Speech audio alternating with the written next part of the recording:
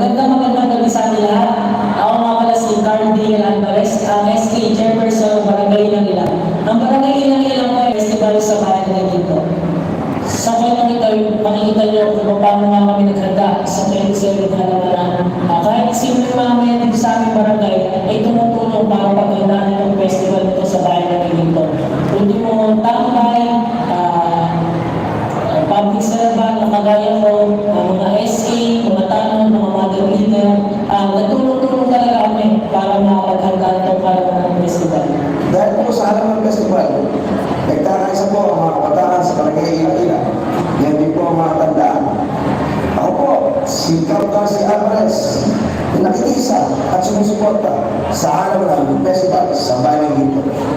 Kaya, suportahan po natin ang Barangay Ilang-Ilang sa 27 Halaman Festival sa bayan ng dito. Kaya tingnan po natin ang muling pagitan ng Barangay Ilang-Ilang, Calooc bilang amin.